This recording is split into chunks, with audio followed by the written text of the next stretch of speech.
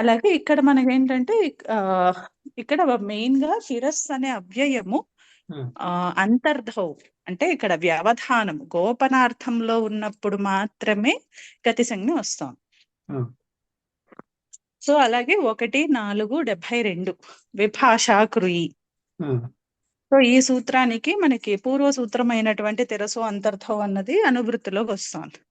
అందుకని తిరస్సు శబ్దానికి వ్యవధానం అంటే ఈ గోపనము అనే అర్థంలో ఉన్నప్పుడు క్రూ ధాతువు యొక్క యోగములో వికల్పంగా గతి సంజ్ఞ అంటే పూర్వ సూత్రం చేత తిరసో అంతర్ధం అనే సూత్రం చేత క్రియాయోగంలో ఏదైనా పర్వాలేదు క్రియాయోగంలో అక్కడ మనకి నిత్యంగా గతి సంజ్ఞ ప్రాప్తిస్తూ ఉంటే ఇక్కడ క్రూ ధాతువు యోగంలో తిరస్కి అదే గోపనము అనే అర్థంలో వికల్పంలో వస్తుంది. అంటే ఇది ప్రాప్త విభాష. ఇది నిన్న మనము పూర్తిగా రూపసిద్ధి చూడలేదట్టుంది కదా, అంటే జస్ట్ పైన చెప్పారండి, పూర్తిగా చూసుకున్నామా? అంటే ఇప్పుడు నవీన్ గారికి డౌట్ వచ్చింది కదా. అవునా? ఓకే, అంటే అది తిరో భూయ చెప్తున్నామేమోనండి. తిరో భూయలోనా? ఓకే, అయితే తిరస్కృత్య చెప్పుకోలేదు అన్నమాట. ఓకే, తిరస్కృత్య చెప్పుకోలేదు. ఓకే, చెప్తారా శ్రీనివాస్ గారు?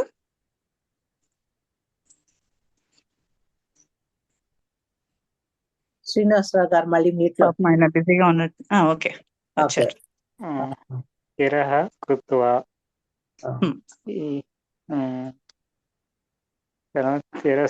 తిరస్సు కృ కృత్వా. ఇది అలౌకిక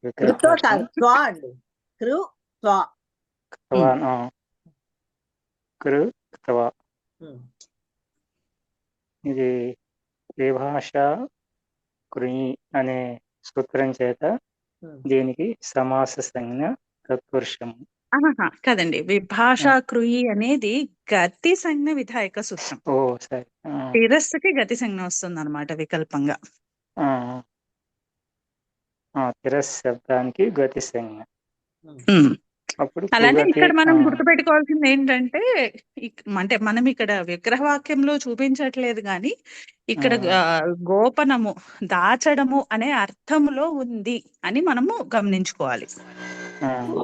ఎందుకంటే మనకి ఎక్స్ప్లిసిట్ గా అనువృత్తిలో ఉంది కదా అంతర్ధం అని చెప్పి. అందుకని కేవలము దాచడము అనే అర్థములో ఉన్నప్పుడు మాత్రమే వికల్పంగా గతి సంజ్ఞ. ఆ అర్థం లేకపోతే గతి సంజ్ఞ లేదన్నమాట. ఇక్కడ నిమిషం అండి, ఇక్కడ చిన్న సంశయం. దాచడము అని అర్థమా, దాక్కోవడం అని అర్థమా? దాక్కోవడం అంటే బెటర్ ఏమో. దాక్కోవడం పోవడమే కాదు అంటే అది రెండు. అంటే సబ్జెక్ట్ హిమ్సెల్ఫ్ హైడ్ అవ్వచ్చు, లేదా వేరే ఆబ్జెక్ట్ నైనా హైడ్ చేయొచ్చు. ఓకే, రెండు సందర్భాన్ని బట్టి మనం అర్థం చేసుకోవాలి అక్కడ. ఓకే, అంతే. అదే అండి, చిన్న సంశయం వచ్చింది, ఆపాను. అంటే ఇప్పుడు పిల్లలకి చాక్లెట్లు అవి వద్దు అని చెప్పి చాక్లెట్లు అమ్మ వాళ్ళ కళ్ళ ముందు నుంచి దాస్తుంది కదా. అవును, అక్కడ దాచబడేది ఏంటి? చాక్లెట్లే కదా. చాక్లెట్. సో రెండు అంటే దేని వెనకాలో పెట్టే అప్పుడు కనిపించకుండా దేని వెనకాలో అంతే. కాకపోతే అది మనకి బాగుంది చూడండి పదము. ఇంకది మనము వ్యవధానము అన్నది కూడా చెప్పక్కర్లేదు. ఎప్పుడైతే దాస్తున్నాము అంటున్నాము అంటేనే మనము కళ్ళకి కనపడకుండా ఉంటున్నాము అనే కదా అర్థము. ఎగ్జాక్ట్లీ అవునండి.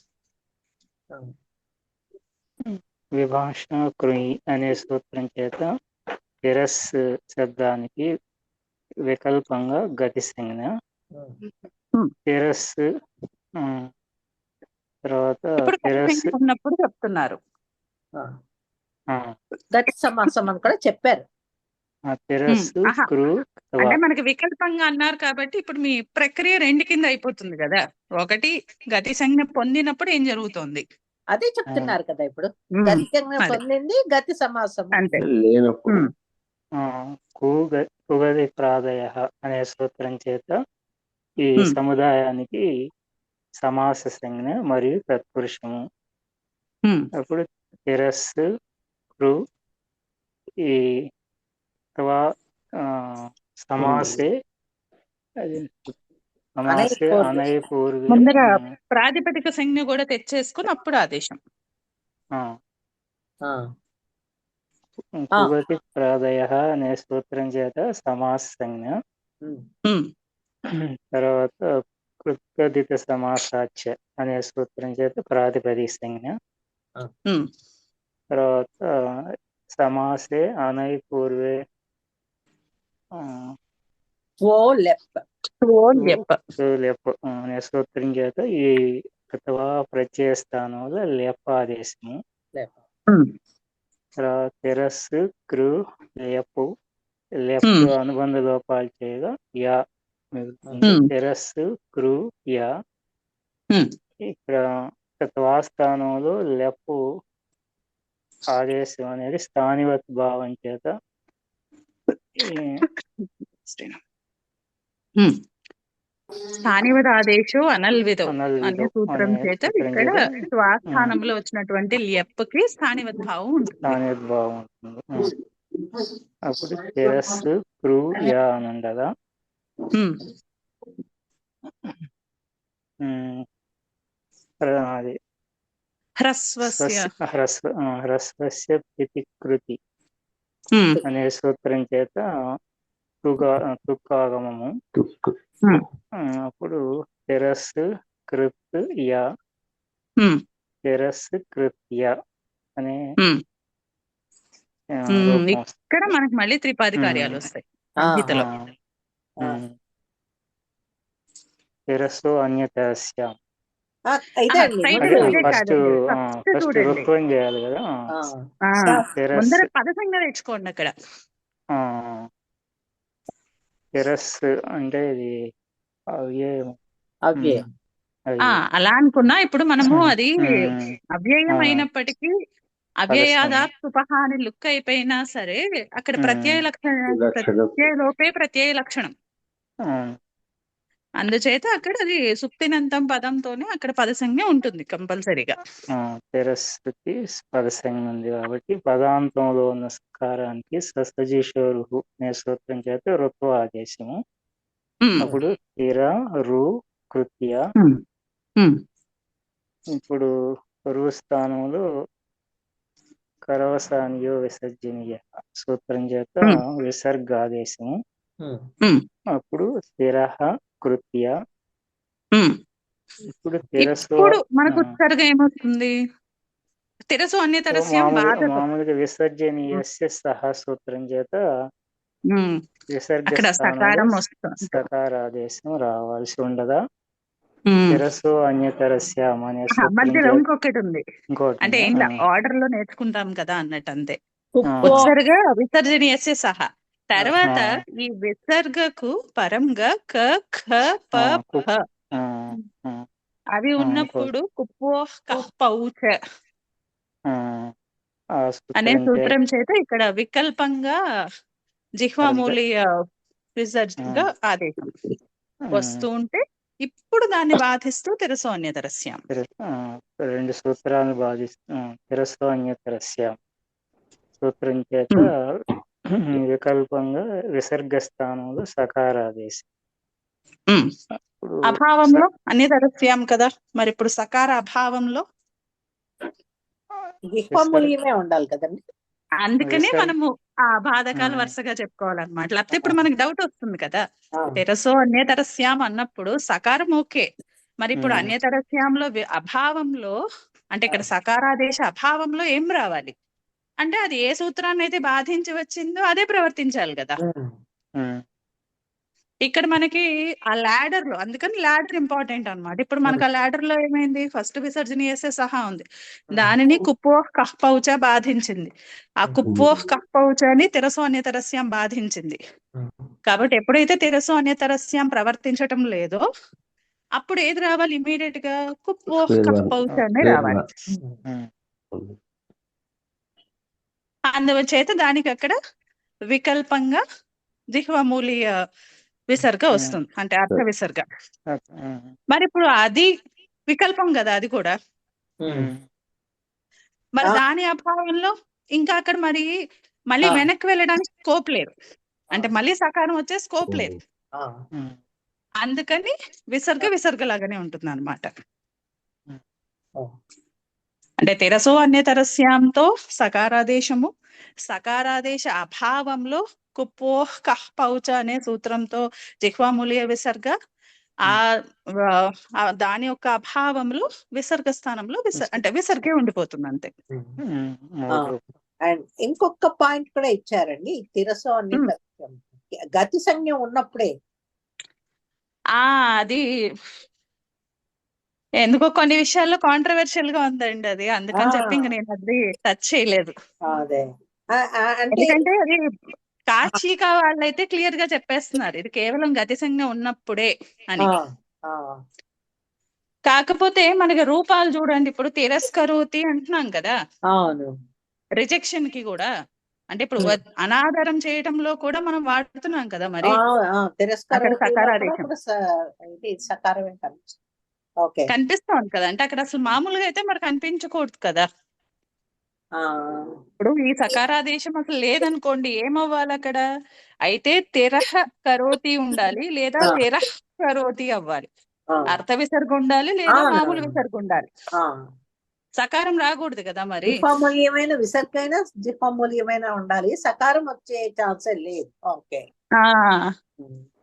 కానీ మరి అందుకని వాళ్ళు కూడా ఎగ్జాంపుల్స్ లో వీళ్ళు అంటే కొంచెం .com లో కూడా అది కొంచెం కన్ఫ్యూజన్ లోనే ఉంది. మీరు ఆ ఎగ్జాంపుల్స్ చూస్తే తెరసో అన్యతరస్యాము ఇవే ఇచ్చారు, తిరహ కరోతి, అలాగే అదే తిరస్కరోతి, తిరస్పతతి,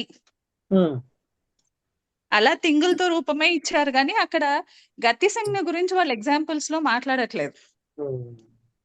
ఇప్పుడు మీరు అర్ధ విసర్గ అన్నారేంటండి?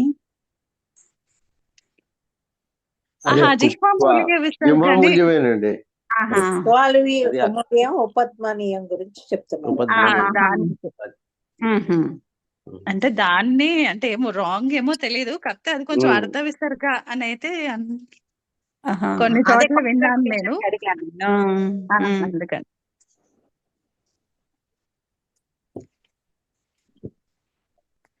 సరే,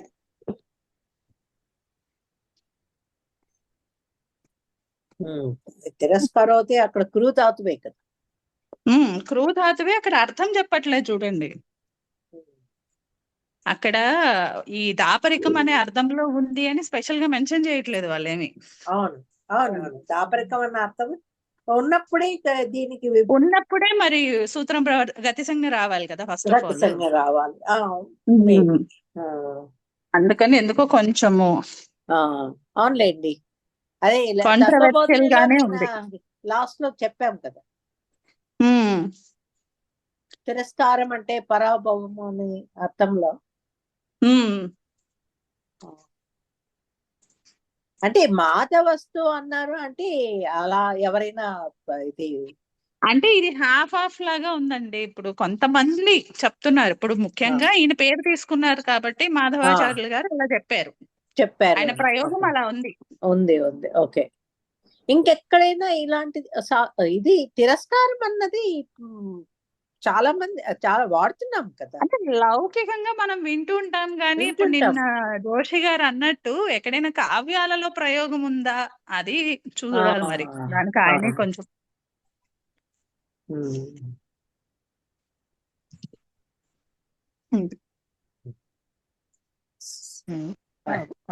సమాసం ప్రాణిపక్షంలో తిరహ కృత్వా అన్నారు.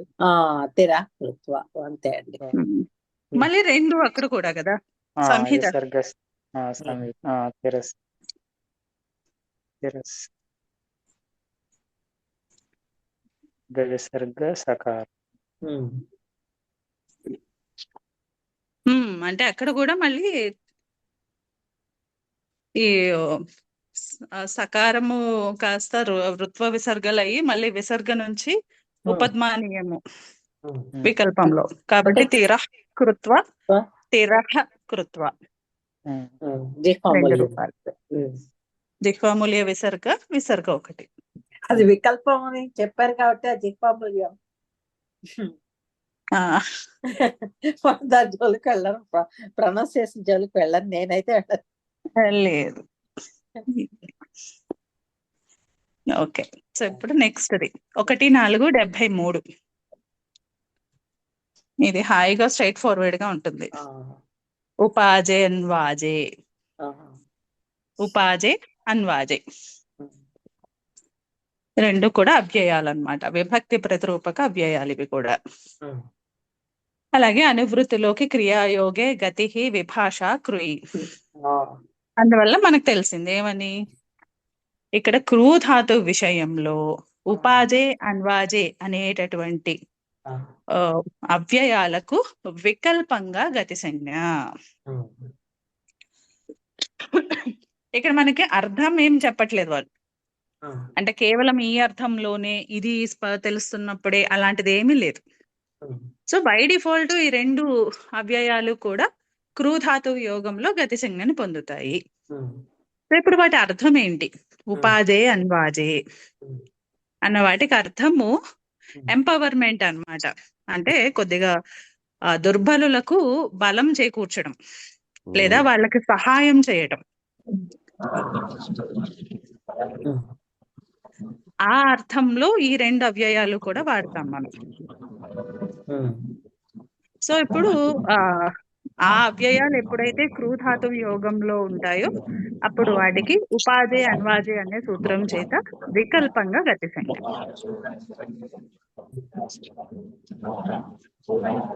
అంటే ఇప్పుడు ఉపాజే కృత్వా అని లౌకిక విగ్రహ వాక్యం అనుకోండి. సో అక్కడ క్రూ ధాతువు యోగంలో ఉంది కాబట్టి ఉపాజే అన్వాజే అనే సూత్రం చేత గతి సంజ్ఞ వికల్పంగా గతి సంజ్ఞ ప్రాప్తించిన పక్షంలో ఉపాజే అనేటటువంటి గతి సంజ్ఞ శబ్దము కృత్వ అనేటటువంటి సమర్థవంతమైన శబ్దంతో కుగతి ప్రాదయ అనే సూత్రం చేత సమసించి తత్పురుష సంజ్ఞ, అలాగే సమాసత్వాత్ ప్రాతిపదిక సంజ్ఞ. అప్పుడు ఉపాజే క్రూ త్వ అన్న ఈ సముదాయానికి ప్రాతిపదిక సంజ్ఞ. సమాసే అనై పూర్వే త్వో ల్యప్ అనే సూత్రం చేత నై భిన్న పూర్వ పదము ఉన్నటువంటి సమాసంలో త్వా స్థానంలో ల్యప్ అనేది స్థానివదాదేశౌ అనల్విధౌ అనే సూత్రం చేత త్వా స్థానంలో ల్యప్ ఆదేశము, అలాగే ల్యప్కి స్థానివద్భావం. సో స్థానివద్భావం చేత ఇది కిత్తైన కృత్ ప్రత్యయం అవుతుంది.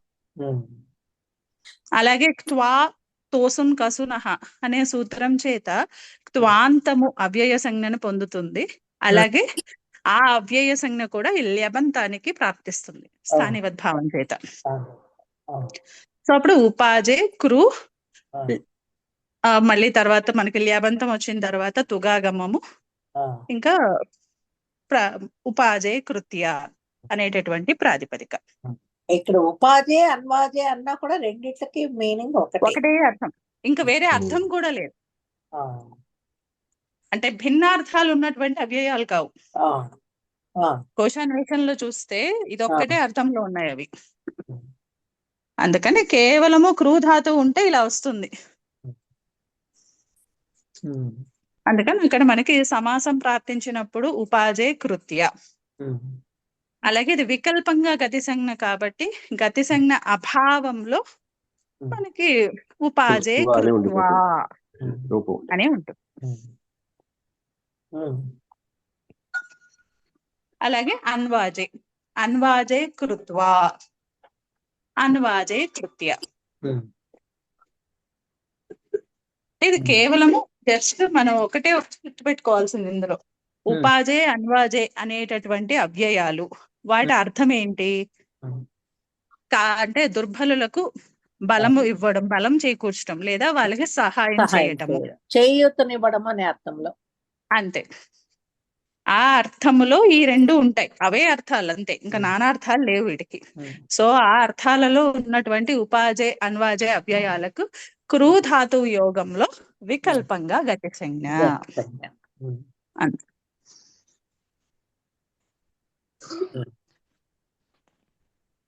నెక్స్ట్ సూత్రానికి వెళ్దామండి. 1:4:74 సాక్షాత్ ప్రభృతీని చ. సాక్షాత్ ప్రభృతీని చ అనువృత్తిలోకి క్రియాయోగే గతి విభాష కృయ్ అధికార ఆకడారాత్ ఏకాసంజ్ఞ ప్రాగీశ్వరాన్ నిపాత. అంటే ఇప్పుడు సాక్షాత్ ప్రభృతి గణములో ఉన్నటువంటి శబ్దాలన్నిటికీ కూడా క్రూ ధాతువు యోగంలో వికల్పంగా గతి సంజ్ఞ. అంటే ఇది సిమిలరే కదా మనకి, కాకపోతే ఒకటే డిఫరెన్స్. ఇలాంటిది ఇంకొక గణం చూసాం మనం, ఊర్యాది ద్విడాచస్య. అదొక గణపాఠం. ఇక్కడ అంటే గతిలో మనకుండేవి రెండే గణాలు. ఊర్యాది గణంలో నిత్యంగా గతి సంజ్ఞ, అక్కడ ఇంకా ఓన్లీ క్రియాయోగం, రెస్ట్రిక్షనే లేదు. ఇక్కడ మనకు వ్యాఖ్యానంలోనే తెలుస్తుందా చర్తేషు అన్నది? ఇక్కడ మనకు అంతే అండి, అంతే. ఓకే, మనకి సూత్రంలో అయితే జస్ట్ అదొక్కటే చెప్పలేదు. లేదు లేదు, వ్యాఖ్యానాలలోనే అక్కడ చ్వ్యర్థ వచనం అని చెప్పి ఇచ్చారు అంతే. సో ఇప్పుడు ఈ గణంలో సాక్షాత్ ప్రభృతి గణంలో ఉన్నటువంటి శబ్దాలకు క్రూ ధాతువు యోగంలో వికల్పంగా గతి సంజ్ఞ. సో ఇప్పుడు ఫస్ట్ ఆఫ్ ఆల్ అసలు ఏమేమి గణంలో ఏమేమి ఉన్నాయి సాక్షాత్ ప్రభృతి గణంలో? సాక్షాత్ తెలుస్తోంది కాబట్టి ఖచ్చితంగా మొదటి పదం అదే. ఇంకా సాక్షాత్, మిథ్యా, చింత, భద్ర, రోచన. చదవండి శర్మ గారు. లోచన, విభాష, రోచన ఉందండి, లోచన ఉంది, లోచన అని ఉందండి. అంటే రవ్వ వర్గాలు అయితే ఇక్కడ రోచన అని ఉందండి. అచ్చా, ఆన్లైన్ లో రోచన ఉందండి. నేను కూడా ఒకటేనేమో, అంటే మీనింగ్ వేరేమో. లోచన వేరు, రోచన వేరు. అదే లోచన చూడడం. ఓకే, నాకు తెలిసిన విభాష, సంపత్క, ఆస్థవ, శ్రద్ధ, ప్రాజర్య, ప్రాజరుహ, బీజర్య, బీజరుహ, సంసర్య, అర్ధే, లవణం, ఉష్ణం, శీతం, ఉదకం, ఆర్ద్రం. గతి సంజ్ఞాని యోగేన లవణాదీనాం మకారాంతత్వం నిపాత్యతే. ఇంకా మిగిలిన ఇవ్వలేదా? అగ్గనో వసే, వికంపనే, విహసనే, ప్రహసనే, ప్రతపనేవా, ప్రతపనే, పాదృస్, నమస్, ఆవిస్, లవణ మొదలగు శ్రద్ధ గతి సంఖ్యతో పాటు మకారాంతత్వం కూడా నిపదింపబడుతుంది. ఓకే, ఇక్కడ మీరు కొన్ని ఇక్కడ నాకు డిఫరెంట్ గా ఉన్నాయి అన్నారు కదా, అవన్నీ కూడా వ్యాలిడ్. ఎందుకంటే ఈ సాక్షాత్ ప్రభృతి గణము ఆకృతి గణం,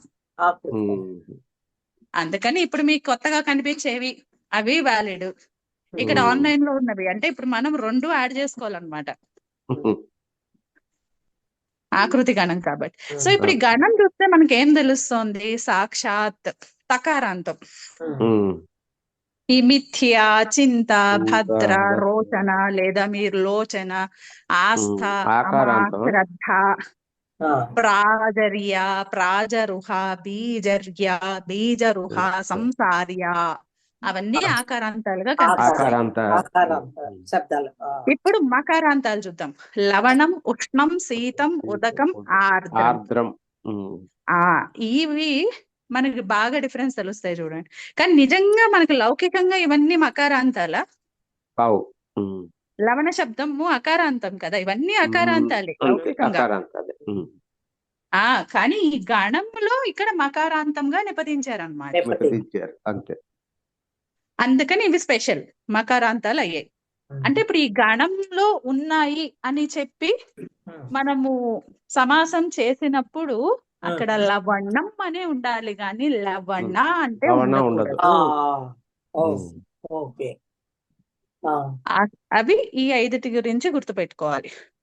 అలాగే ఇంకా ఔకారాంతంలో నిపతించారు చూడండి, అగ్నౌ. బస్ ఇలానే మనకి ఏకారాంతాలు ఎక్కడైనా ఉన్నాయి. అచ్చం కనిపిస్తుందేమో చూద్దాం. ఏ అవు రెండు అనుకుంటా. విహసని ప్రహసని. వచే, విహసనే, ప్రసహనే, ప్రతపనే అవి ఏకారాంతాలు. మళ్ళా ఏకారం. సకారాంతాలు ఉన్నాయి చూడండి, ప్రాదుస్, నమస్, ఆవిస్. అవిస్. ఇందులో ఒక్కసారి అందరూ కూడా 1-4-61 ఓపెన్ చేయండి. మనం ఇందాక అనుకున్నాం కదా, గతి సంఖ్యలో మనకి 2 ఉంటాయి గణాలు. ఇదొక గణం చూస్తున్నాము, ఊర్యాది గణం చూసాం కదా. ఆ ఊర్యాది గణంలో ఇంకా ఏమైనా ఇందులో ఉన్న పదాలు ఏమైనా అందులో ఇంక్లూడ్ అయ్యాయా?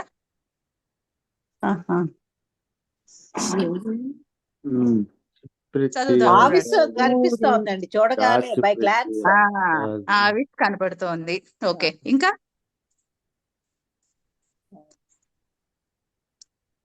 ఆకారాంతాలు కనిపిస్తున్నాయా? ఆకారాంతాలు లేవండి, అవి వేరే. ఇక్కడ మనకి 2 కల్పిస్తాయి, ప్రాదుస్.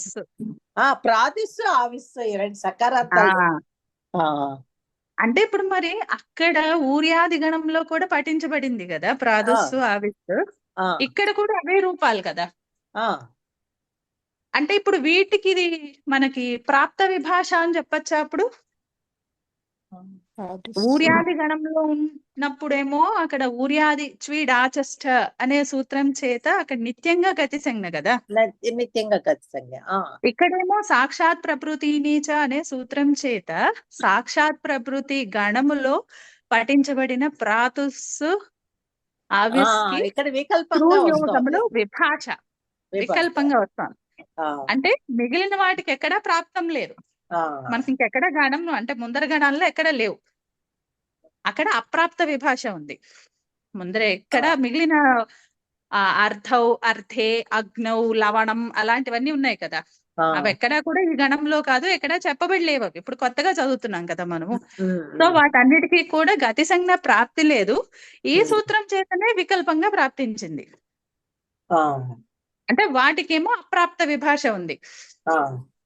ఈ ప్రాదుస్సు, ఆవిస్సుకేమో ఊర్యాది గణంలో పఠించబడడం వలన ఆల్రెడీ నిత్యంగా గతి సంజ్ఞ వస్తుంది. సాక్షాత్ ప్రకృతి నీచ అనే సూత్రం చేత వికల్పంగా చెప్తున్నాం మనం. అంటే ఇక్కడ ఉభయత్ర విభాష అని చెప్పాలి. అంతే అంతే. ఎందుకని ఒకే దాంట్లో కొన్నిటికేమో అసలు కొత్తగా ప్రాప్తిస్తోంది కాబట్టి అప్రాప్త విభాష అయింది. ఈ 2 శబ్దాలకేమో ఆల్రెడీ నిత్యంగా వస్తున్నటువంటి గతి సంజ్ఞ ప్రకృత సూత్రం చేత వికల్పంగా చెప్పబడుతోంది కాబట్టి ప్రాప్త విభాష అయింది. ఎప్పుడైతే ఒకే దాంట్లో మనకి 2 కనిపిస్తాయో అప్పుడు అది ఉభయత్ర విభాష. అంటే ఈ సూత్రంలో అనువృత్తిగా వచ్చే విభాషని ప్రాప్త విభాష, ఇది ఉభయత్ర విభాష. ఉభయత్ర విభాష అని చెప్పుకోవచ్చు, అంతేనా?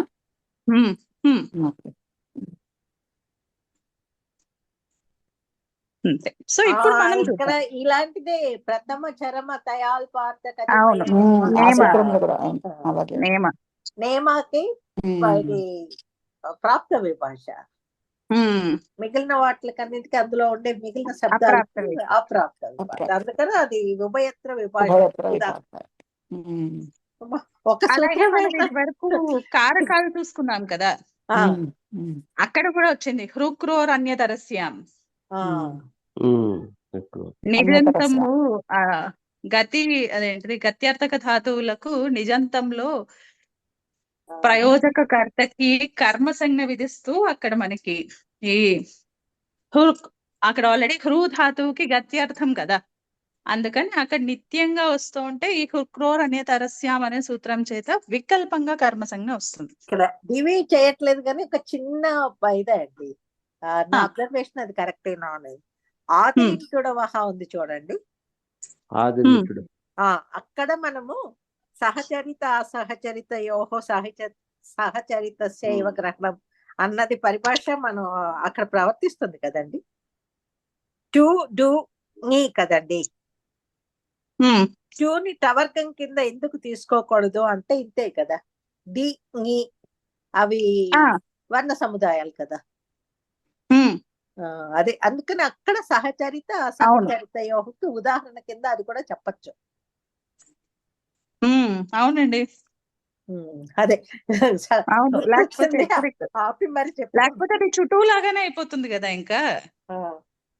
అంటే మరి టవర్గము చుట్టూ అంతే కదా, ప్రత్యయాలు కదా. టవర్గము అంటే ఆ, చుట్టూలో ఉన్న టూ ఉన్నది దీంట్లో కూడా ఉంది కదా, సో అంటే టవర్గానికి అప్లై అయిపోతుంది పూర్తిగా. రెండోది డిఫరెంట్ లేండి. అది ఇది ఆదిరింటుడవహ ధాతువులకు సంబంధించింది, చుట్టూ వచ్చే ప్రత్యయాలకు ఆదిలో ఉన్నది. కానీ ఆహా, అంటే నా ఆ, ఉద్దేశము ఎలా అయితే చుట్టూలో అక్కడ ఆ, టవర్గం మొత్తం చూని తీసుకుంటున్నామో, టవర్గం అక్కడ కింద తీసుకుంటాం. టవర్గము మొత్తం వర్గాల ఆ, పరంగా తీసుకుంటున్నాం కదా. ఆ, అక్కడ ఆ. సాహచర్యం వలన చుట్టూలు అలా తీసుకుంటున్నాం, అంటే ఒక్కసారి ఇక్కడేమో గురుగారు సముదాయాల ప్రశ్న లాగానే అడిగారండి. తీసుకుంటున్నాం.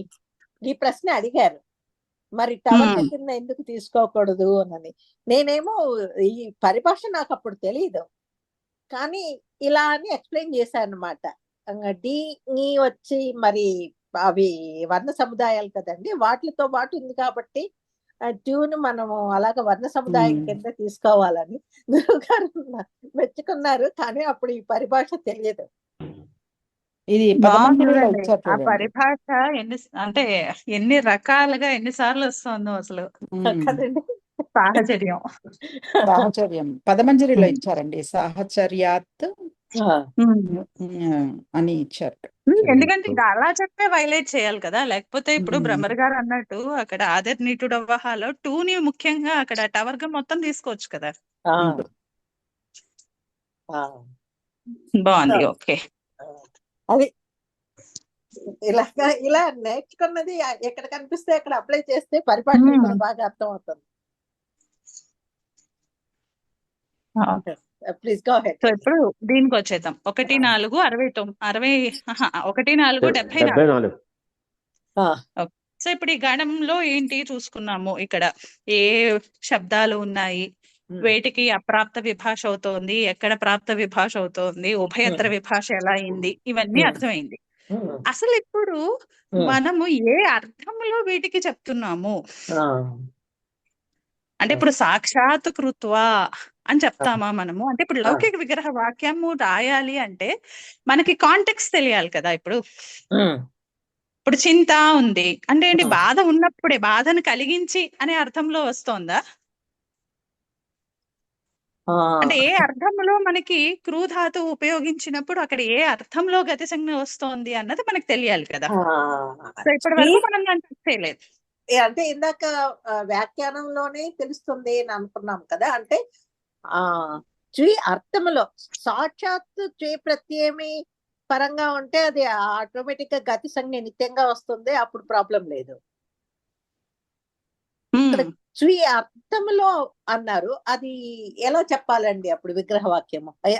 ఆ కాస్త అర్థమైంది. ద్వి ప్రత్యయ అర్థములోని చత్తం అని అన్నారు. అవును, అంటే ఇప్పుడు అర్థము అన్న నిర్దేశము వ్యాఖ్యానాల ద్వారా తెలుస్తోంది. ఇప్పుడు చింత అనే పదం ఉంది, కృత్వ ఉంది. ఇప్పుడు ఇది హౌ ఆర్ దే రిలేటెడ్ అన్నది మనకి తెలుస్తోంది. ఎలాగా? సాక్షాత్ ప్రభృతిషు చ్వ్యర్థ వచనం. అంటే ఈ గణంలో ఉన్న వాటికి చ్వ్యర్థ చ్వి ప్రత్యయం యొక్క అర్థము, ఆ అర్థము గమ్యమానం అవుతున్నప్పుడు ఇక్కడ మనకి గతి సంజ్ఞ వస్తోంది. అంటే ఇప్పుడు చ్వి అర్థము అంటే ఏంటి? చ్వి ప్రత్యయం ఒక అర్థం. అంటే చ్వి ప్రత్యయము ఎక్కడ, అంటే ఏ కాంటెక్స్ట్ లో మనము విధిస్తున్నామో ఆ అర్థం అన్నమాట. అంటే అభూత ప్రత్యయం అంటే అభూత తద్భావ అర్థంలోనే కదా మనం విధించేది. అంటే ఇది వరకు లేదు, ఇప్పుడు ఉన్నది, అది అభూత తద్భావం. అంటే ఇప్పుడు త్వ్యర్థము అంటే అక్కడ మనకి ఏమర్థమైంది? అభూత తద్భావంలో ఆ అర్థంలోనే సాక్షాత్ ప్రభృతిని అనే గణములో ఉన్నటువంటి శబ్దాలకు క్రూధాతు యోగములో వికల్పంగా గతి సంజ్ఞ. అంటే ఇది వరకు లేదు, ఇప్పుడు ఉంది. ఇప్పుడు చెప్పండి మీరు, చింత కృత్వ ఇప్పుడు ఎలా చెప్పాలి? ఇప్పుడు విగ్రహవాక్యము అచింతాం చింతాం కృత్వ అంటే ఇది వరకు లేదు చింత, ఇప్పుడు చింత వచ్చింది. ఇప్పుడు చింత కలిగింది. చింత అంటే ఆలోచన అన్న మీనింగ్ కూడా ఉందా అండి, లేకపోతే ఉంది ఉంది. అది అంతే ఆలోచన ఆలోచన. కూడా ఇప్పుడు మీరు బాధ ప్రశ్న అడిగితే ఉండొచ్చు, ఆలోచన కూడా ఉంది. అదే మీ ప్రశ్న మీరు అడిగారు కదా, అప్పుడు మా అందరినీ మీరు అది చేశారనమాట, ఆలోచింపజేశారు. చితి ధాతువు. అదే రెండు ఉంది, యా. కలత ఉంది, ఆలోచన ఉంది. ఇప్పుడు మా ఆలోచన అనొచ్చు, ఆన్సర్ రాకపోతే కలుపుతాను అనుకో. ఆలోచన దగ్గరే ఆగుతాంలేండి. అదే. సో ఇప్పుడు అన్నిటివి ఈ గణంలో మనము పఠించబడిన శబ్దాలన్నిటికీ కూడా ఇలా అభూత తద్భావార్థంలోనే క్రూధాతువు యోగంలో గతి సంజ్ఞ వికల్పంగా. ఇప్పుడు చ్వ్యర్థము అని అన్నారు కదా, అంటే ఇప్పుడు నిజంగా అక్కడ చ్వి ప్రత్యయము చేరాలా? అక్కర్లేదు కదా, ఆ అర్థంలో ఉంది కదా. ఒకవేళ అంతే కదా, అంటే ఇప్పుడు చి ప్రత్యయాంతము అని చెప్పలేదు కదా, ప్రత్యాంతం అని చెప్పలేదు, చెప్పలేదు. అన్నారు. చ్వ్యర్థం అంటే ఇప్పుడు మనకు ఇంకొక డౌట్ వస్తుంది కదా, ఇప్పుడు అచింతాం చింతాం కృత్వా అని లౌకిక విగ్రహ వాక్యంలో ఈ చింత అనేది సాక్షాత్ ప్రభృతి నీచ అనే గణంలో పఠించబడింది, అభూత తద్భావార్థంలో ఉంది, క్రూయోగంలో ఉంది, గతి సంజ్ఞ వికల్పంగా. ఇది ఈ సూత్రం అసలు మనకు తెలియదు అనుకోండి, బై డిఫాల్ట్ ఏం చేస్తాం మనము? చ్వి ప్రత్యయం పెట్టుకుంటాం, చ్వి ప్రత్యయం పెట్టుకుంటాం కదా. మరి అప్పుడు చ్వి ప్రత్యయం పెట్టుకున్నప్పుడు కూడా ఈ సూత్రం వర్తిస్తుందా గతి సంజ్ఞకి? అప్పుడు ఎలాగా? అప్పుడు నిత్యంగా గతి సంజ్ఞ వస్తుంది, ఎందుకంటే చ్వి ప్రత్యయాలకంత గతి సంజ్ఞ వస్తుందని ఎప్పుడైతే అభూత తద్భావార్థంలో చెప్తేనే, అంటే ఆ ప్రత్యయం విధించడం కాదు, ఆ అర్థములో చెప్పినప్పుడు మాత్రమే ఈ గణంలో పఠించబడిన వాటికి సాక్షాత్ ప్రకృతి నీచతో వికల్పంగా గతి సంజ్ఞ. మనం ఆ అర్థము చెప్పాలి అని అనుకోవట్లేదు, డైరెక్ట్ గా చ్వి ప్రత్యయాన్నే విధిస్తున్నాము. అప్పుడు ఆ చ్వి అంతానికి ఊర్యాది డ్వి డాచశ్చ అనే సూత్రంతో నిత్యంగా గతి సంజ్ఞ. ఈ సూత్రంతో మనకు పని లేదు అసలు, అప్పుడు ఇక్కడ రాదు ఇక్కడ రాదు, ఎందుకంటే మనం ఆల్రెడీ చ్వి విధించేసాం కాబట్టి. అంటే ఇప్పుడు చెప్పండి, ఇప్పుడు ఈ సాక్షాత్ ఉంది అంటే కేవలం అభూత తద్భావంలో చెప్పారు. 2 రూపాయలు కదా. కానీ ఇక్కడ మనం ఒక్కసారి ఆలోచిస్తే 2 రూపాయలు పర్ఫెక్ట్. ఏది సాక్షాత్ ప్రకృతి నీచ అనే సూత్రం తీసుకుని సాక్షాత్ అన్నది గణంలో పఠించబడింది కాబట్టి అభూత తద్భావార్థంలో క్రూయోగంలో ఉన్నప్పుడు వికల్పంగా గతి సంజ్ఞ. బాగుంది. ఇప్పుడు ఇదే విగ్రహ వాక్యం తీసుకోండి, సాక్షాత్ ప్రకృతి నీచ కాదు, నేను డైరెక్ట్ గా చ్వి ప్రత్యయమే చేయొచ్చు కదా. విగ్రహ వాక్యం ఇదే ఉంటుంది, ఇదే విగ్రహ వాక్యము. అంటే నేను ఈ సాక్షాత్ ప్రభృతిని అంటూ నేను ఈ గణం గురించి నేను మాట్లాడట్లేదు, నేను డైరెక్ట్ గా చ్వి ప్రత్యయాన్ని విధిస్తున్నాను నేను అభూత తద్భావంలో. విధించచ్చు కదా అప్పుడు చ్వి చేసి. అప్పుడు ఏమవుతుంది, సాక్షాత్ అనేటటువంటి చ్వ్యంతం వస్తుందా, చ్వి ప్రత్యాంతం వస్తుందా? సాక్షాత్ కృత్వా. కానీ ఈ సాక్షాత్ అన్నది చ్వి ప్రత్యయాంతం అయింది గాని ఈ సాక్షాత్ ప్రభృతి గణంలోది కాదు, డైరెక్ట్ చ్వి ప్రత్యయాంతం కాబట్టి ఊర్యాదిడ్వి డాచశ్చాతో నిత్యంగా గతి సంజ్ఞ. సమాసం సాక్షాత్ కృత్య అంటే ఇందులో పఠించారు అన్నంత మాత్రాన ఇంకా చ్వి ప్రత్యయము చెయ్యకూడదు అనేటటువంటి నిబంధన లేదు. కానీ చేయనప్పుడు వికల్పంగా అవుతుంది. కానీ ఇంకొక డిఫరెన్స్ చూద్దాం మనకి, అంటే గణం స్పెషాలిటీ బాగుంటుంది. ఇప్పుడు ఈ ఆకారాంతాలకి ఇవన్నీ ఓకే, ఇప్పుడు ఈ లవణం తీసుకోండి, పాపం తల్లి పప్పు చేసింది, ఉప్పు మర్చిపోయింది పూర్తిగా, ఉప్పు వేయాలి, ఇప్పుడు వేస్తోంది. మధ్యలో వారి ఆశ్రమానికి వెళ్ళొచ్చింది, అప్పుడు ఏమైంది, మాతా సూపం లవణం కృత్వా పరివేషయతి కదా. ఉప్పు ఓకే. కలిపి అంటే వేసింది. ఇప్పుడు అలవణం లవణం కృత్వా. ఇది వరకు ఉప్పు లేదు, ఇప్పుడు ఉప్పు లవణం వేసింది లవణం కదా. ఇప్పుడు నేనేం చెప్తున్నా అంటే ఫస్ట్ ఈ ఇది ప్రత్యయం పెడతాం. సాక్షాత్ ప్రకృతి గణంలో ఉంది అన్నట్టుగా తీసుకుంటే ఇక్కడ మనకి సరిపోయింది కదా కాంటెక్స్ట్. అభూత తద్భావార్థం ఉంది, క్రూధాతు యోగం ఉంది. అప్పుడు ఏమైంది, లవణ అనేటటువంటి శబ్దం ఏదైతే ఉందో దానికి సాక్షాత్ ప్రభృతి నీచ అనే సూత్రం చేత గతి సంజ్ఞ, అలాగే ఈ గణిములో అది లవణం అని మకారాంతంగా పట్టించబడింది. అందుకని మనకి గతి ఎప్పుడైతే ఈ సూత్రంతో వస్తుందో అక్కడ మనకి ప్రాతిపదిక మారిపోతుంది.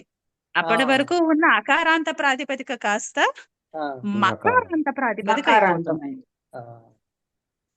ఒక్కసారి ఇది రూపసిద్ధి చేసుకుంటే మనకు క్లియర్ గా ఉంటుంది. అలవణం లవణం కృత్వ, ఇది లౌకిక విగ్రహవాక్యం. అలౌకిక విగ్రహవాక్యము లవణ అమ్మ కృత్వ. ఈ దీంట్లో మనకి సాక్షాత్ ప్రభృతి నీచ అనే సూత్రం చేత సాక్షాత్ ప్రభృతి గణంలో పఠించినటువంటి లవణం అనేటటువంటి లవణ అనేటటువంటి ప్రాతిపదికకి మకారం నిపాతించబడి క్రూధాతువు యోగములో వికల్పంగా గతి సంజ్ఞ. అప్పుడు ఏమైంది, లవణం అమ్మ కృత్వ. అంటే మనము ఎక్కడ పొరపాటు పడకూడదు. అమ్మకి మనకు సమాసం ఎప్పుడైతుందో అప్పుడు మనకు సుప్పులకు లుక్ అయిపోతుంది కదా. సో ఇప్పుడు ఏమైంది, ఇప్పుడు అంటే ఇది డిఫరెన్స్ చూడండి అంతే. లౌకిక విగ్రహ వాక్యము అలౌకిక విగ్రహ వాక్యము రాసినప్పుడు మనం లవణ అమ్ముతోనే మొదలు పెట్టాం. కానీ ఎప్పుడైతే మనము సాక్షాత్ ప్రభృతి గణంలో ఉంది అని మనం స్వీకరించామో అప్పుడు ఆ సూత్రం ఈ సాక్షాత్ ప్రభృతి నీచ అనే సూత్రం చేత లవణ అనే ప్రాతిపదిక అదే ఆ గణంలో పఠించినటువంటి శబ్దానికి గతి సంజ్ఞ వికల్పంగా, అలాగే మకారము కూడా నిపతించాము. అందుకని నెక్స్ట్ స్టెప్ మారుతుంది అనమాట. ఏమవుతుంది, లవణం అమ్మ కృత్వ.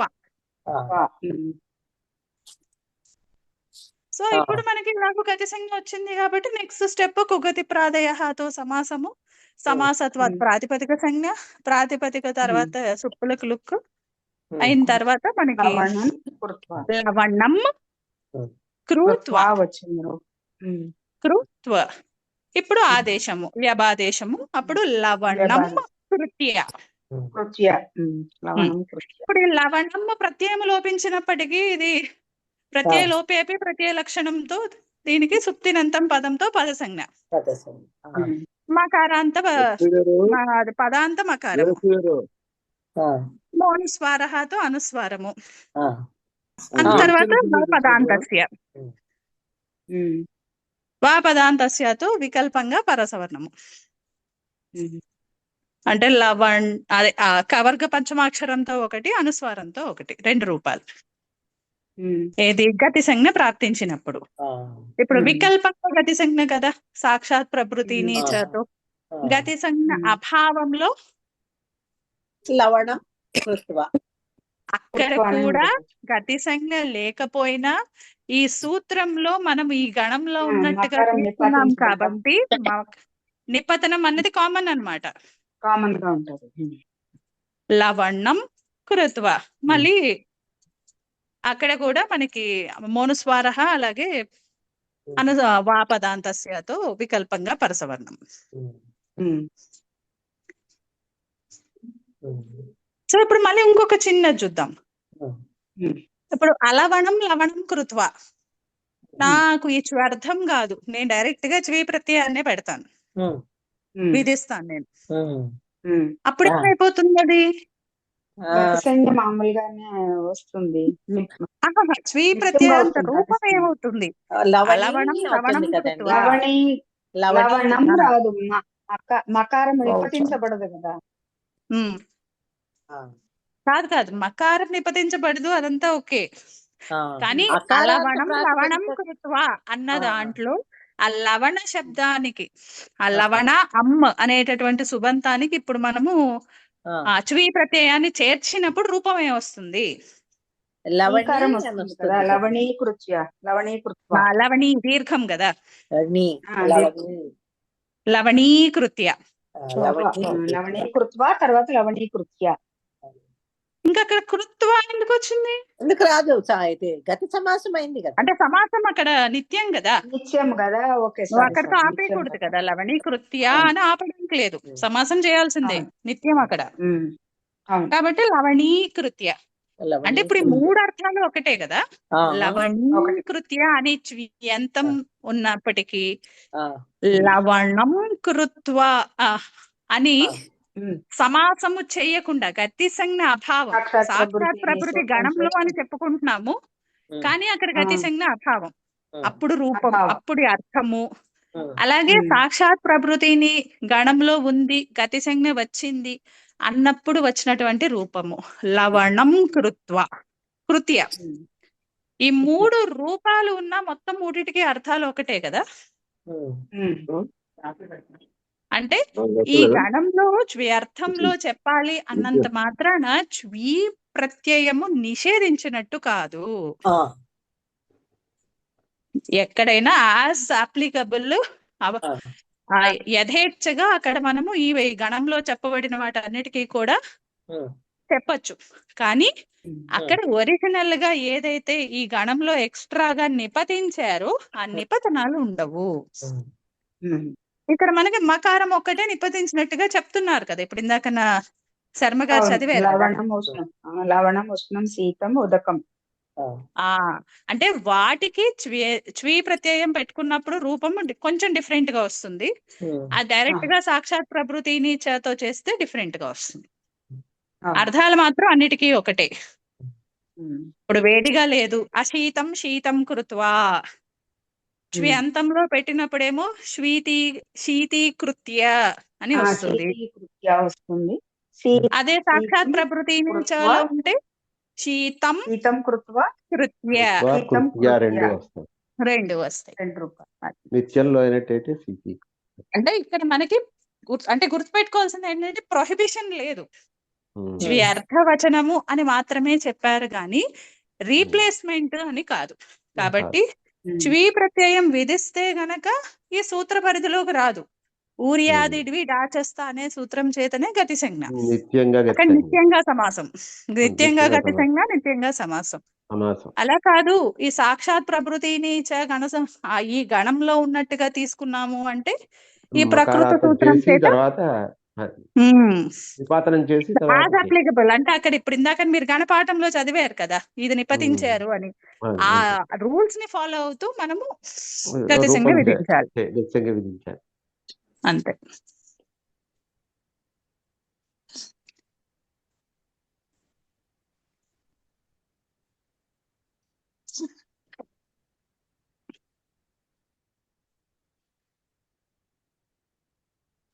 ఓకే, సో ఇప్పుడు లవణము అవి ఏకారాంతం ఎట్లా వస్తుంది? ఏకారాంతమైన అంతే. అగ్నౌ అన్నారు కదా, అగ్నౌ కృత్య అంతే, అగ్నౌ కృత్య అంతే. అంటే ఇంకా వాడికి మకారం ఉన్న నిపాతనం లేవు కనుక డైరెక్ట్ స్పెసిఫిక్ గా ఏవి నిపటించారు అని చెప్పారు అవి మాత్రమే మారతాయి అంతే. వికంపనే కృత్వ వికంపనే కృత్య అంతే కదా. సాక్షాత్ ప్రభుత్వానికి గత్యంజ్ఞ వికల్పం గనక అంతే. అలాగే ఇప్పుడు వశ ఉంది చూడండి, సమాసమైనప్పుడు అక్కడ నకార స్థానంలో ఇంకేం లేదు కదా, నకారం ఏం లేదు కదా, అంతే అంతే. వశే ఉంది చూడండి, సప్తమ్యంత ప్రతిరూపకము, అది అక్కడ ఏమవుతుంది, అక్కడ మారుతుంది. ఇప్పుడు మనకి చ్వ్యంతం పెడితే ఏమవుతుంది, వశీకృతి అవుతుంది. అవును, ఎందుకంటే అది అకారాంత శబ్దం కదా వశ. వ్యంతం చేరిస్తేనేమో వశీకృతి అవుతుంది, అది సాక్షాత్ ప్రభృతిని చేతో అయితే వశే కృత్య అవుతుంది. లేదా వశీకృత్వ. అంటే ఈ స్పెషల్ గా ఉన్నాయి అన్నవి మాత్రము ఇవి యాజ్ ఇట్ ఈస్ గా అంటే ఈ రూపాలతోనే మనము సాక్షాత్ ప్రభృతి నీచ గణంలో చూస్తాం. ఇప్పుడు ఇది అగ్నవు కూడా ఇకారాంత శబ్దం కదా, మరి అలాంటప్పుడు దానికి కూడా మార్పు జరుగుతుందా? అకారాంతం కాదు కదా అది. వశీకరణం అంటారు అది. అది గతి సమాసమే. అది గతి సమాసమే. వశం కరోతినా వశము అంటే అంతవరకు వశంలో లేని వాళ్ళని వశపరుచుకున్నారు. అంతే అంతే. అంటే వాళ్ళ వశపరుచుకోవడం యొక్క ప్రభుత్వం మారింది అంటారు కదా, అంటే వాళ్ళ మీద కంట్రోల్ అంటే అవశం వశం కృత్వ లేదా అవశం వశం కారణం ఇచ్చారు కాబట్టి మీరు కారణం అక్కడ చ్యంతంతోనే వశీకరణ. అంటే అది మనకు పరిచయమైన పదం కదా అది వశీకరణ. అవునవును. ఇందాక అగ్నవు ఏదో అడిగారు, ఇందులో అగ్నవు అని నిపతించారు కాబట్టి ఇక్కడ అగ్నవు కృత్య వస్తుంది. ఇప్పుడు ఇదే అగ్ని అని కదా దాని ప్రాతిపదిక మామూలుగా. ప్రాతిపదిక ఇకారాంతం కదా. ఈకారాంతం కాబట్టి చ్యంతంకి వచ్చేసరికి అగ్ని కృత్య అవుతుంది. అది అగ్ని కృత్య రావాలి కదా. అవును. అంటే ఆ ఒరిజినల్ ప్రాతిపదిక జనరల్ గా ఏముంటుంది, డీవియేషన్ సేమ్ ఉంటే ఓకే, డీవియేషన్ ఉన్న చోట ఒరిజినల్ ఉంచుకోవాలి అంతే చ్యంతానికి. ఇవన్నీ కూడా అంతే. విహసనే ప్రహసనే ప్రతపనే అర్థే అన్ని కూడా అక్కడ ఏకారాంతాలుగా నిపతించినట్టు. అంటే సప్తమి విభక్తి ప్రతిరూపక అవ్యయాలు ఇవి కాబట్టి ఇవన్నీ అకారాంతాలే. అవి విహసనే కృత్యానా సాక్షాత్ ప్రభృతి నీచ అయితే విహసనీ కృత్య. విహసనే కృత్వా కూడా విహసనీ కృత్య. విహసని ఓకే.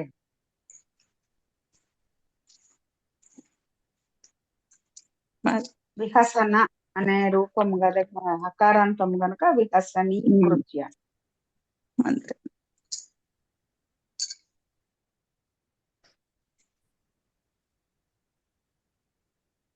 సో అది ఈ సాక్షాత్ ప్రభృతి నీచ అంటే ఈ సాక్షాత్ ప్రభృతి గణంలో పఠించబడినటువంటివి ఆ శబ్దాలకు క్రూ ధాతువు యోగములో అభూత తద్భావార్థంలో వికల్పంగా గతి సంజ్ఞ. ఒకవేళ ఈ శబ్దాలకే మనము చ్యంతము అంటే చ్వీ ప్రత్యయాన్ని విధిస్తే గనక అప్పుడు ఊర్యాది ద్విడాచశ్చ అనే సూత్రం చేత అక్కడ నిత్యంగా గతి సంజ్ఞ ప్రాప్తిస్తుంది. కాకపోతే రూపాలు మారుతాయి.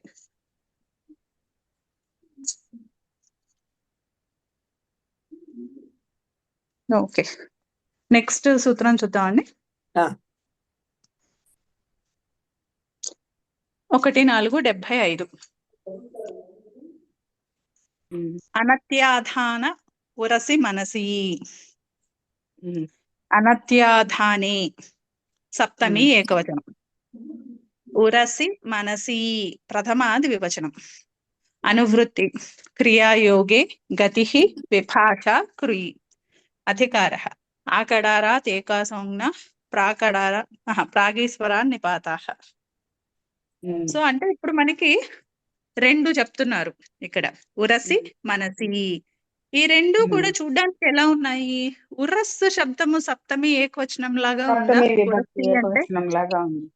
అలాగే మనస్సు శబ్దం యొక్క సప్తమి ఏకవచనం లాగా మనసి ఉంది కదా. సో ఇవి ఏంటంటే ఆ శబ్దాలు ఆ సప్తమి విభక్తి ప్రతిరూపక అవ్యయాలన్నమాట. అవి ఏ అర్థంలో? అనత్యాధానే. ఇక్కడ మనకి నయ సమాసం ఉంది. నా అత్యాధానం అనత్యాధానం. అత్యాధానం అంటే ఏంటి? అతి ఆ రెండు ఉపసర్గలతో కూడి ఉన్నటువంటి దూధాయి ఆ ధాతువు యొక్క ల్యుడంతం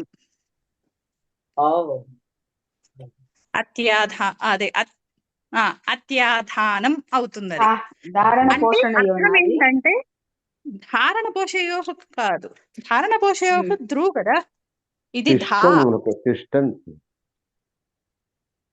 ఒక్కసారి చెప్తా, ఉంచడం అండి. ఏదండి? అదే మనం ఏదైనా ప్లేస్మెంట్ అనుకుంటారండి.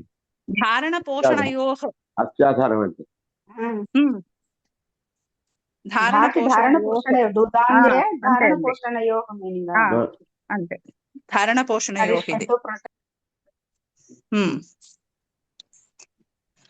సో ఇప్పుడు దీని అర్థం ఏంటి? ఇప్పుడు అతి ఆంగ్ మామూలుగా ధారణ పోషణయోః అంటే తెలుస్తోంది మనకి. మరి ఇప్పుడు అతి ఆంగ్ కలిసినందువల్ల కూడా మనకి ఇక్కడ జస్ట్ అర్థం ఏంటంటే ఉపరి స్థాపనం అనేటటువంటి అర్థం ఇచ్చారు మనకి కోశాన్వేషణ లో చూస్తే. అంటే అర్థం ఏంటి? ఉపరి స్థాపనం అంటే on top of each other. Okay, అక్కడ క్లోజ్ కాంటాక్ట్ ఉంటుంది కదా, అంటే సంయోగం ఉంటుంది కదా అక్కడ. అదే గుండె మీద చేతులు పెట్టుకుని పడుకోవడం లాగా. అంటే ఎక్కడైతే భౌతికంగా సంయోగం ఉంటుందో, ఇది ఇప్పుడు నైలో ఇచ్చారు కదా, అందుకని అటువంటి సంయోగము లేని పక్షంలో ఉరసి మనసి అనే శబ్దాలకు క్రూ ధాతువు యోగంలో వికల్పంగా గతి సంజ్ఞ.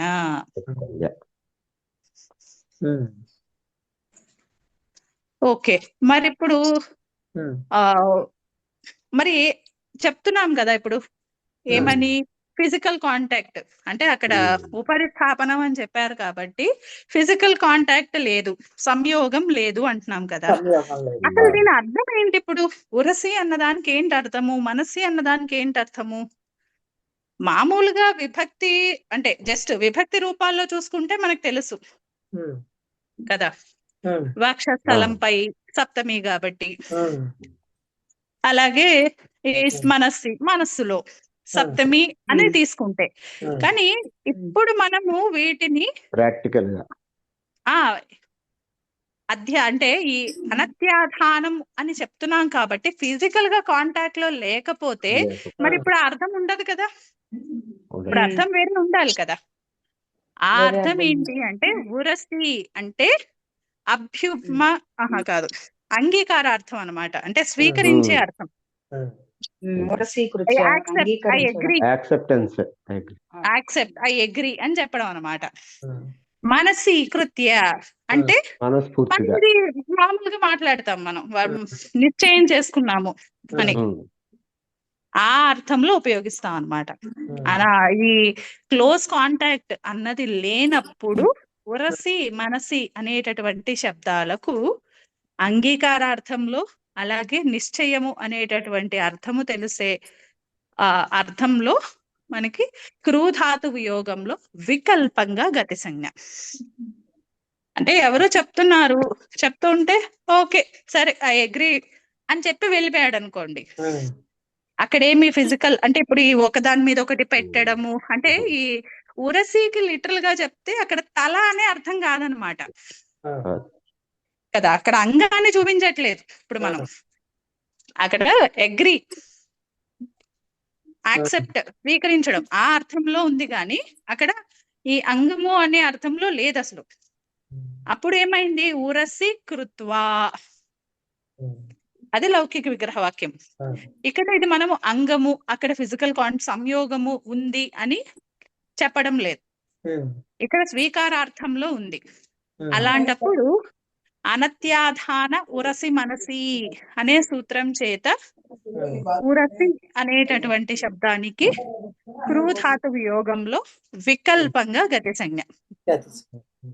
సో గతి సంజ్ఞ ప్రాప్తించినప్పుడు సమాసం అయి ఉరసి కృత్య, గతి సంజ్ఞ అభావంలో ఉరసి కృత్వా. కానీ అర్థం మారింది, అర్థం గమనించుకోవాలి మనం. ఇక్కడ ఫిజికల్ కాంటాక్ట్ లేదు, సంయోగము లేదు అని చెప్పినప్పుడు ఇక్కడ ఉరసీకృత్వ అంటే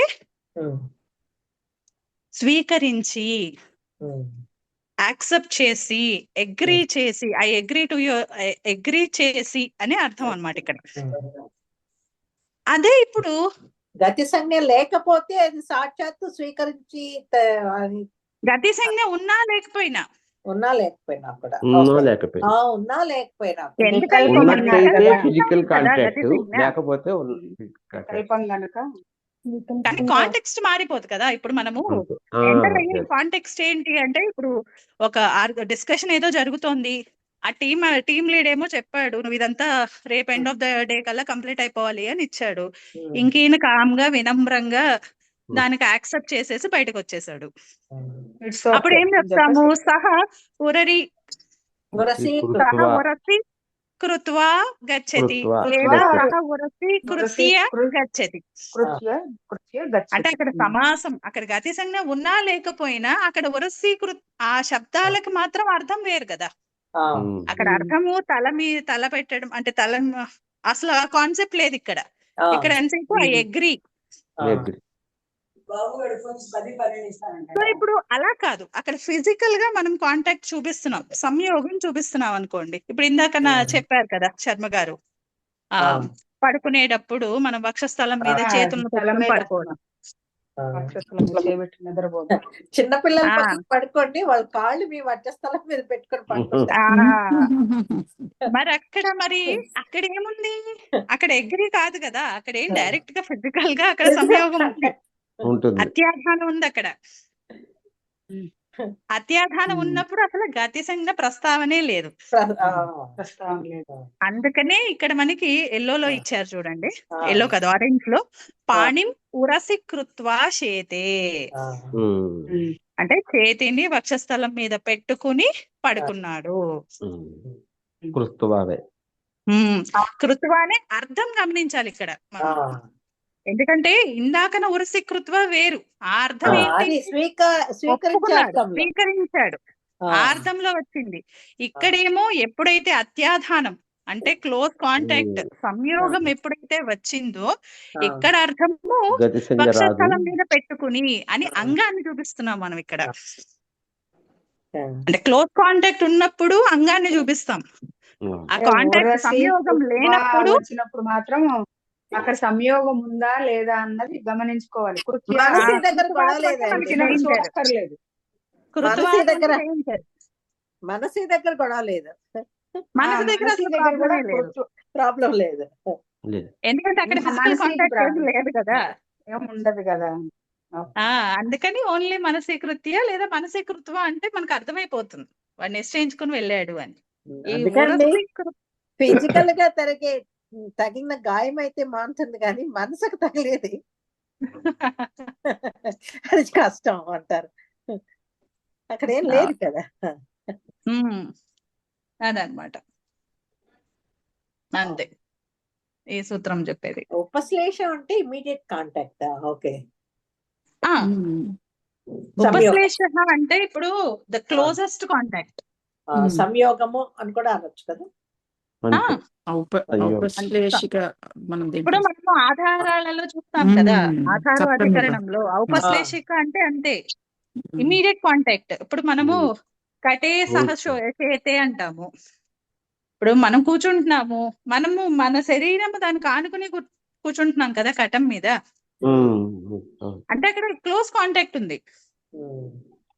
ఇప్పుడు అదే క్లోజ్ కాంటాక్ట్ కాదు, అలాగే వ్యాపించింది పూర్తిగా. అంటే అప్పుడు మనం ఏం చెప్తాము, ఈ తిలంలో నువ్వుల్లో నూనె ఉన్నట్టు అట్లా అంటే కేవలము ఒక పొజిషన్ ఇక్కడ అక్కడ అని కాకుండా సర్వత్రా వ్యాపించి ఉన్నప్పుడు అదే కాంటెక్స్ట్ ఇక్కడ కూడా అత్యాధానం అంటే.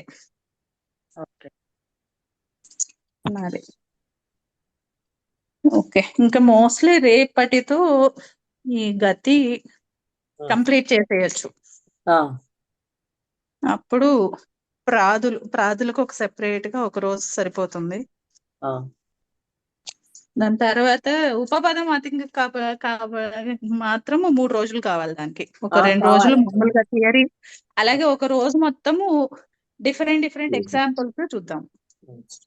ఎందుకంటే ఇంకా కుంభం కరోతి అంటే ఇంకా బోర్ కొట్టేస్తుంది ఇంకా అసలు. అందుకని అస్సలు వద్దు అలాంటివి. ఈ ప్రియం వద అలాంటివి ఏవో వెతుక్కుందాం, కొత్త వెతుక్కుని అవి చేసుకుందాం.